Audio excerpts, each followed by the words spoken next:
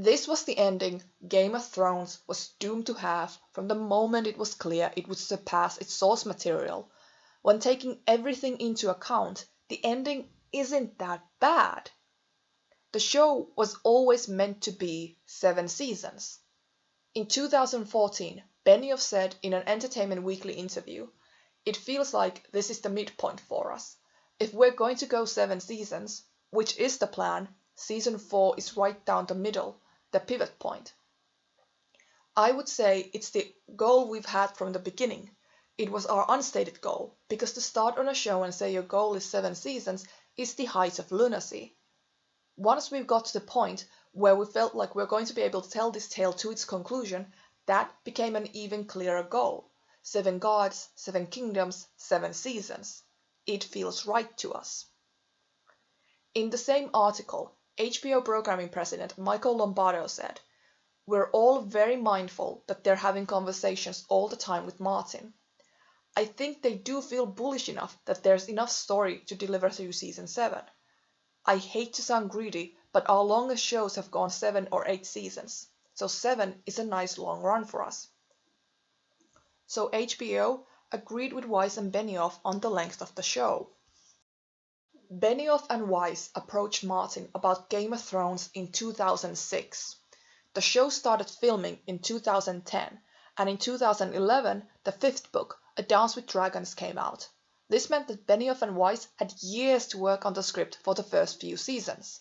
For the final seasons, as their source material never appeared, they had much less time to work on the plot and dialogue, and the story ended up being far longer than they or Martin had expected.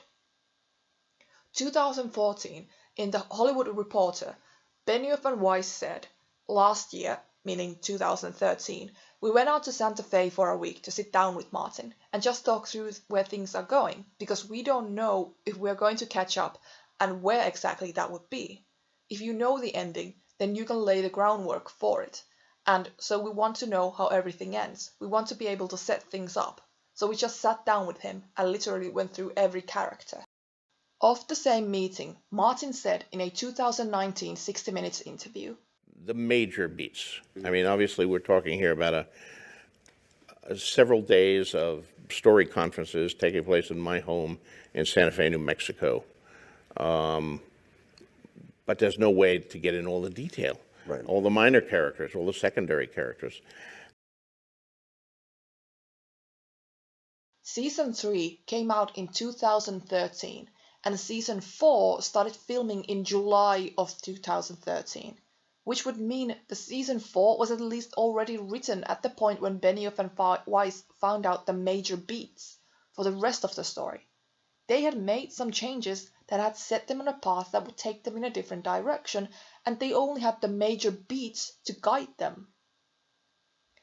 In the same 60 Minutes interview, Martin said, "It's not completely faithful, and it can't be. Otherwise, it would have to run another 5 seasons." On his blog, after the show ended, he wrote in a post called An Ending, "How will it all end? I hear people asking. Same ending as the show? Different? Well, yes and no and yes and no and yes and no and yes.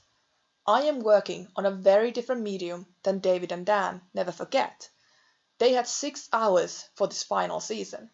I expect these last 2 books of mine will fill 3,000 manuscript pages between them before I'm done. And if more pages and chapters and scenes are needed, I'll add them.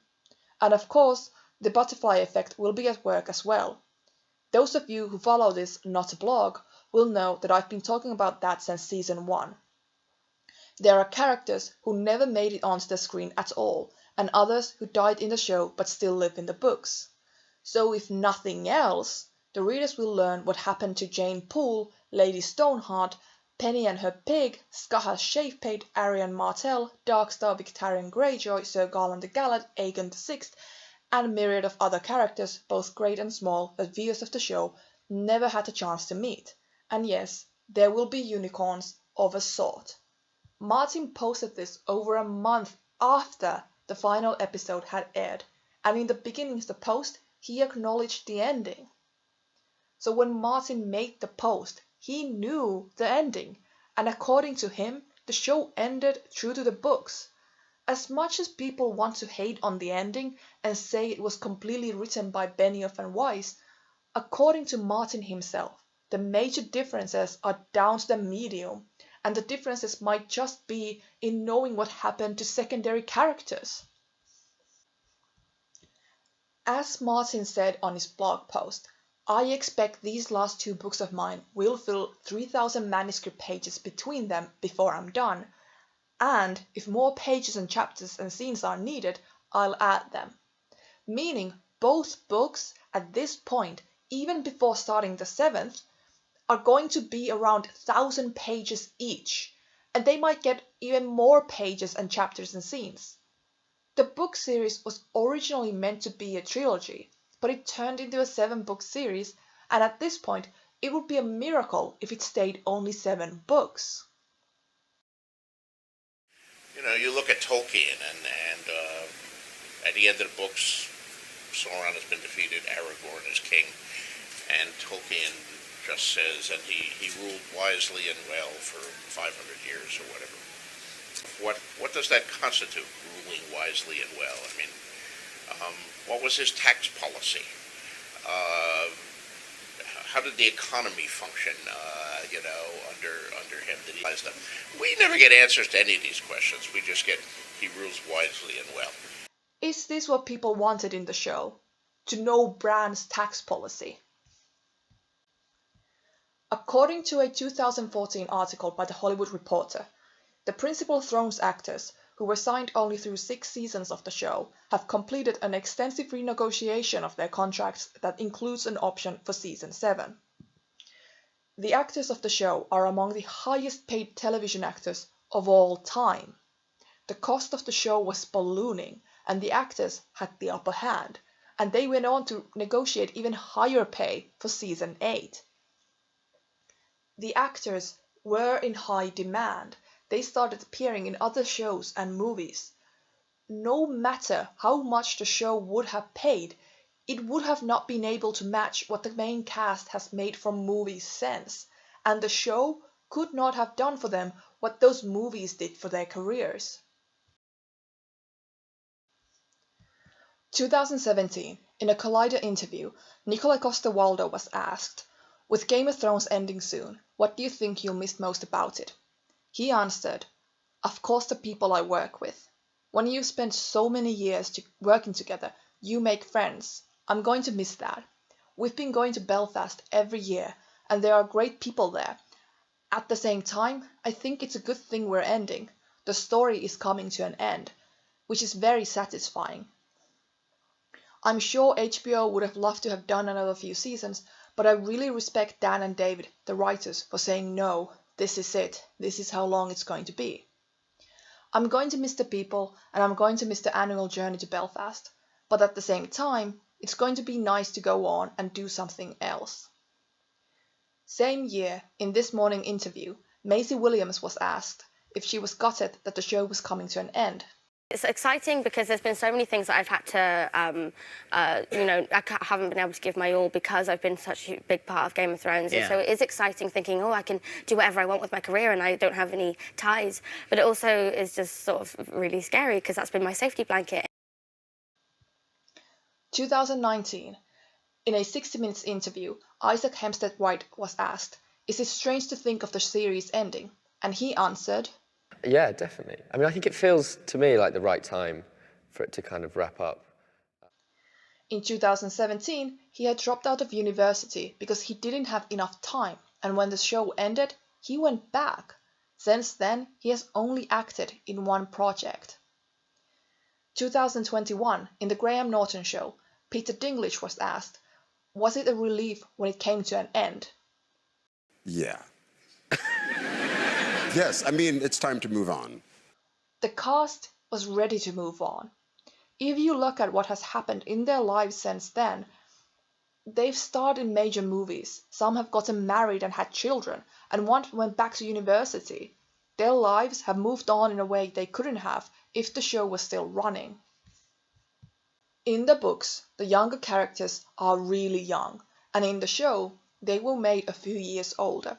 Bran from 7 to 10, Arya from 9 to 11, Sansa from 11 to 13, Jon from 14 to 16, Daenerys from 13 to 16. There is a bit of a debate how old the characters are when the show ended.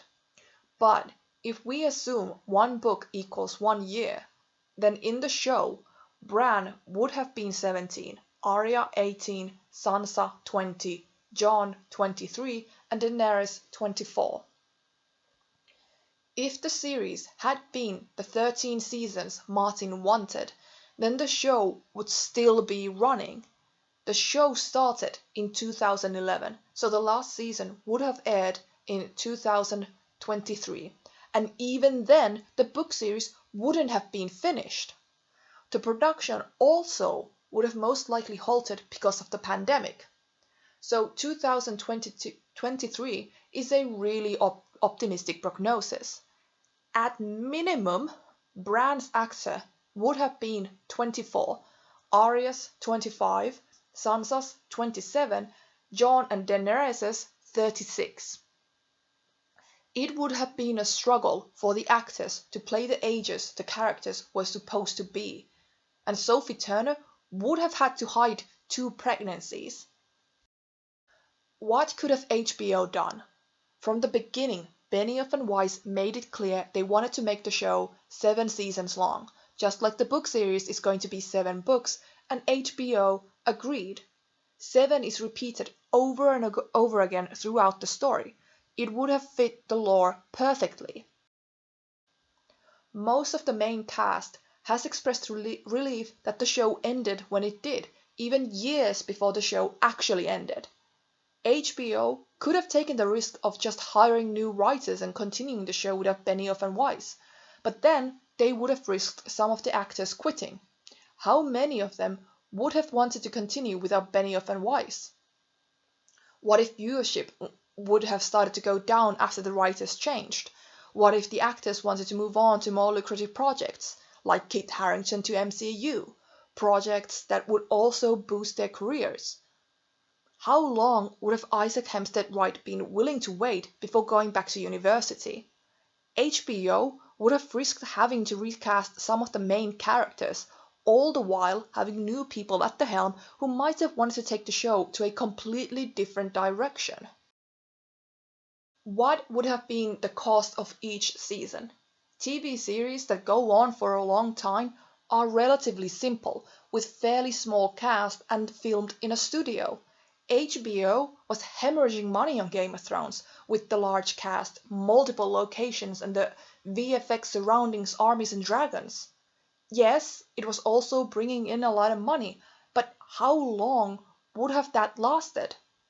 By letting the show end, they were able to move on to do something similar with House of Dragons.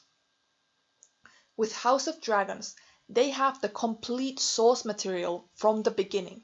They know how long the show is going to be. They know the ending. They can pace the story and not be surprised by a ballooning ending. They can get a completely new cast, actors who aren't eager to move on to strike while the iron is still hot after spending a decade portraying the same characters. Also, they're not stuck with actors who could demand basically any pay. At the time, Game of Thrones was the most expensive show to produce on television, not just on HBO, and HBO hadn't produced any shows longer than 8 seasons. It wouldn't have made sense for them to take the risk of trying to produce a longer format show with the most expensive TV series ever. By letting the show crash and burn, rather than slowly dwindle into oblivion and wither, they kept the show on people's minds. People are still talking about it. And with the few-year break, people are still interested in the genre and the topic. The show ended in the best way it could. This was the ending Game of Thrones was doomed to have from the moment it was clear it would surpass its source material. When taking everything into account, the ending isn't that bad. Would have it been better if the show slowed down and the writers and some of the main cast changed? No. The show was doomed to have a rushed ending the moment it became clear the story had started to balloon again for Martin. The story had to come to an end somehow, and no matter what, people were going to be unhappy. Weiss and Benioff had spent 14 years working on the show, and the main cast 10. They were from different countries, and they lived in different countries. It makes sense that they wanted to move on, move to new projects, live their lives and be with their families. The choice was a rushed ending. People in their mid-20s and late 30s portraying teenagers and people in their early 20s. Different writers and actors, or an unfinished story. Which would have you picked?